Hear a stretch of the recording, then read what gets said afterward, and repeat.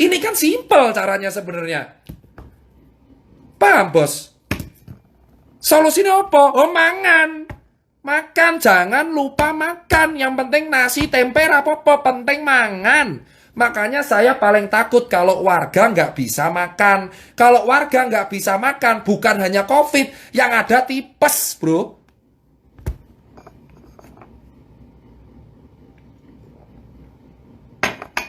Itu yang meninggal dicek. Kenapa kok bisa meninggal?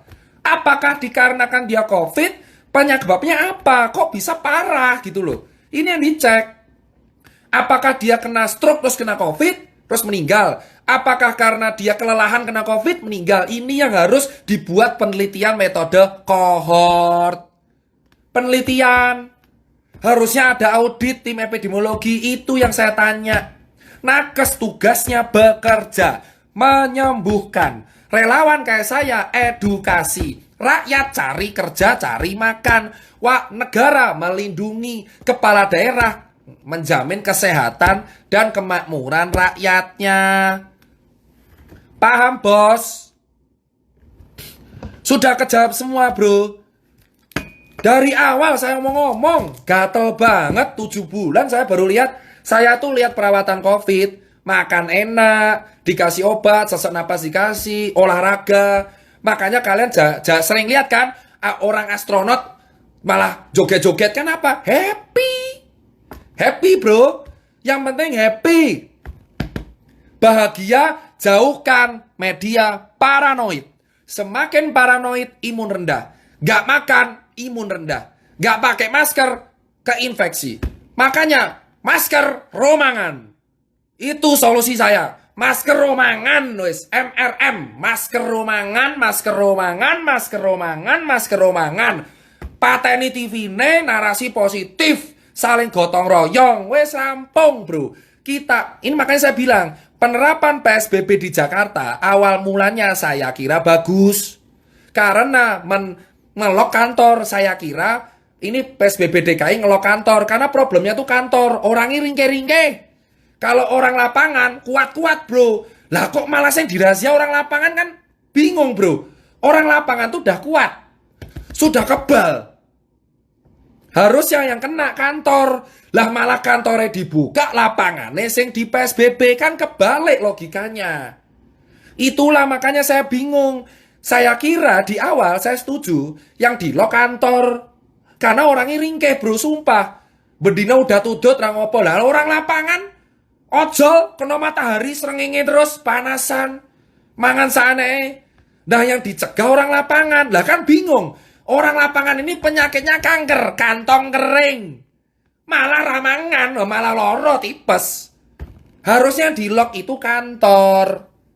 Makanya saya bilang kalau PSBB-nya nggak efektif, malah orang lapangan. Lah malah sekarang gini. Yang di lock orang lapangan. Lah orang kantor ya tinggal pindah Bekasi, bro, rame-rame. Makanya apa itu di broker cafe, coffee shop malah rame. Itu orang Jakarta semua, bro. Karena di sini ditutup semua. It mean PSBB Jakarta gagal. Paham, bro? Sebenarnya kejadian di Bekasi itu bukan salah Bekasinya, tapi salah berarti bukti PSBB nih Jakarta gagal. Wes, percaya, bro. Saya berani ngomong kenapa? Itu cek semua. Orang yang ke coffee broker itu orang Jakarta, bro, rata-rata. Karena mereka bingung di Jakarta nggak ada tempat nongkrong. Eksodus neng Bekasi. Padahal biasanya Bekasi dibully. Kota planet, kota planet. Ketika PSBB ke Bekasi. Jelas, makanya saya nggak mau upload yang coffee broker. Kenapa? Karena orang yang di broker coffee ini orang Jakarta. Malah menjadi bukti bahwa gagal PSBB-nya. Paham nggak, bro? Orang lapangan itu orang paling survive. Orang lapangan tuh nggak akan nongkrong-nongkrong, cari duit.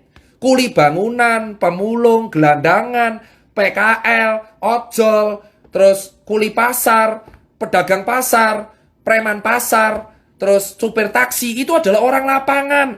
Orang yang seharusnya dikasih makan. Berarti Bekasi rame itu karena Jakarta. Berarti bukti sudah tidak usah PSBB. Kenapa? Goro-goro PSBB orang Jakarta ke Bekasi malah kafe ini rame. Paham bos? Ini ngapain ada Anjay sih? Hei Lutfi, kamu itu udah ngurusi Anjay Kurinjay aja, nggak usah ke live saya ngapain. Makanya saya bilang bosku, ini orang yang ke Bekasi itu orang eksodus dari Jakarta. Saya sarankan PSBB Jakarta itu cukup kantor. PSBK, pembatasan sosial skala besar khusus kantor. Nah, PSBK, pembatasan sosial berskala kantor. Nah, gitu loh bro. PSBK, saya usul PSBK, pembatasan sosial berskala kantor. Kenapa? Karena yang bermasalah kantor, Pak.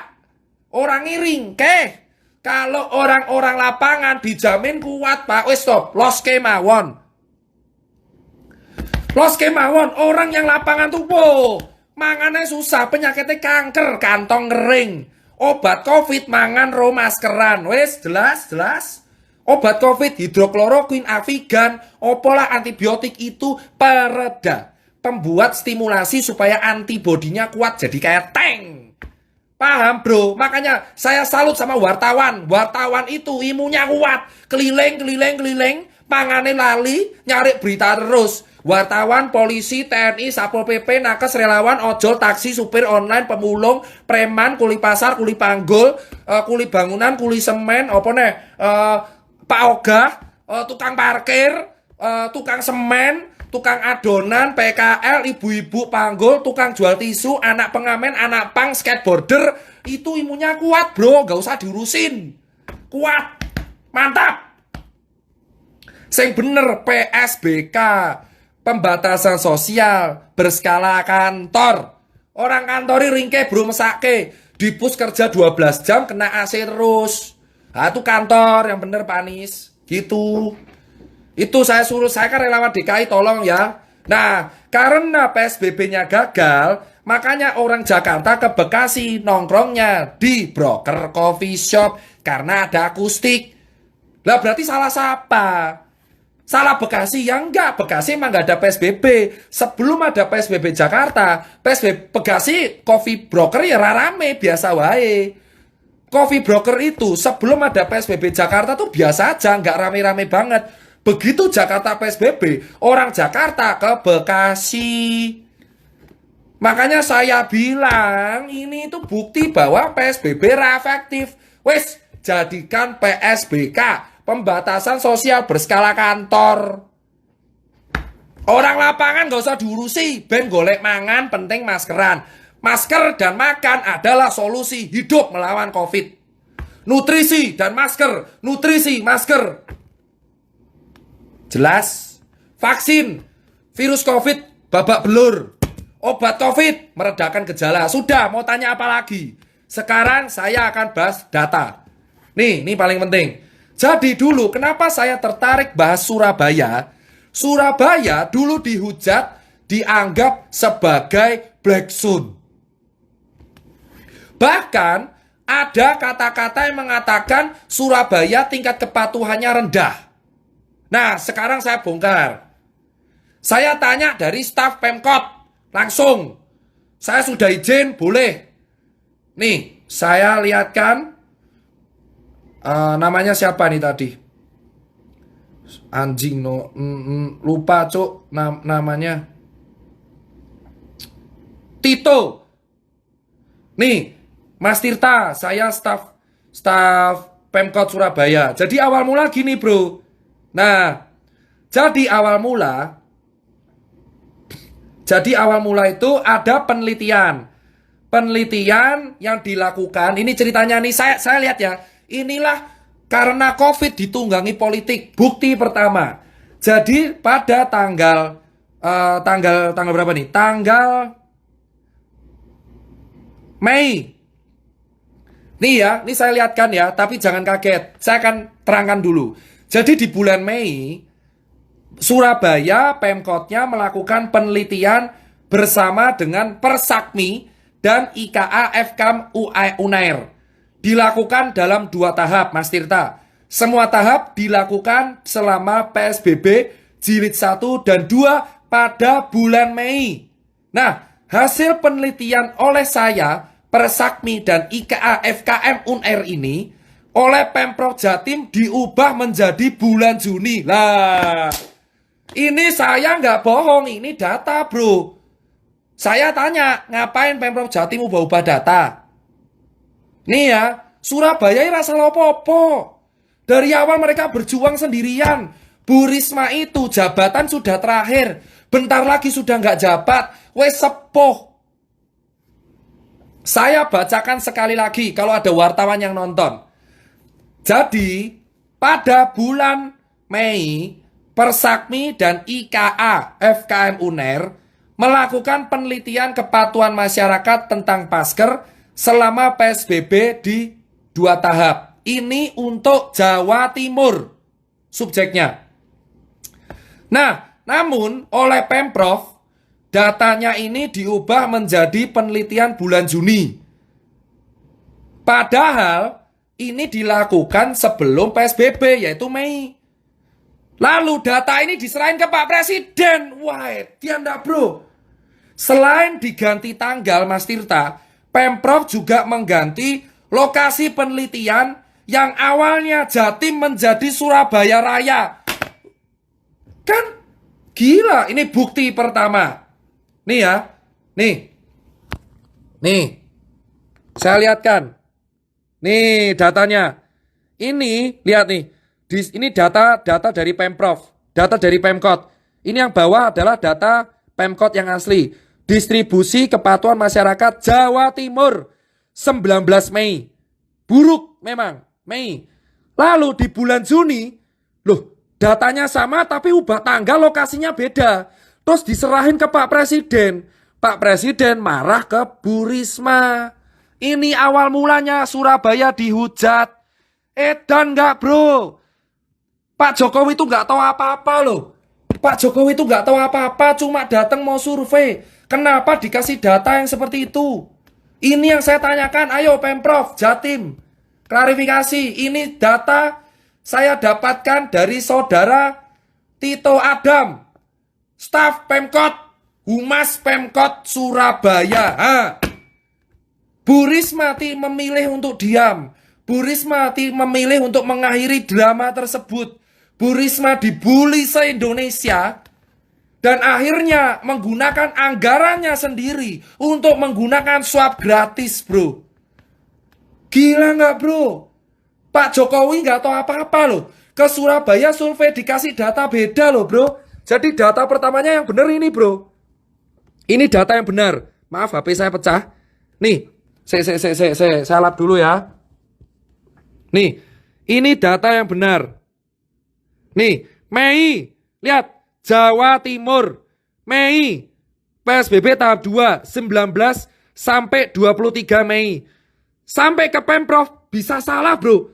Surabaya Raya, 23 Juli 2020. Hapiye bro, ini data Pemprov, ini data Pemkot. Lah kok beda? Ayo, Pemprov tolong jawab, kenapa kok bisa beda? Kenapa? Ini walaupun masa lalu, ini akhirnya membuat stigma satu negara langsung ke Surabaya. Bu Risma malahan sekarang, kota mana yang swab gratis selain Sumbar? Surabaya. Kan lucu, padahal ini ya, ini saya nggak ngada-ngada. Data ini kalau saya upload, geger bro, geger. Saya nggak menjelek-jelekkan. Ini data saya dapat langsung dari staf Pemkot bernama Saudara Tito Adam. Benar. Nih ya datanya. Aduh kok blur. Nah, nih lihat datanya nih. Di Pemkot 19 Mei. Data survei kepatuhan masker. Di Surabaya, ini di Jatim. Jatim bro, Jatim. Tiba-tiba dipegang Pemprov jadi Juni dan Surabaya. Diserahin ke Pak Jokowi. Pak Jokowi langsung mengatakan statement 70% orang Surabaya tidak pakai masker. Bu Risma bantah. Dibully. Pak Jokowi nggak tahu apa-apa, Pak. Pada waktu itu Pak Jokowi minta data. Lah yang saya kecewa adalah kenapa Pemprov Jatim kok tega ngubah data dan tanggal.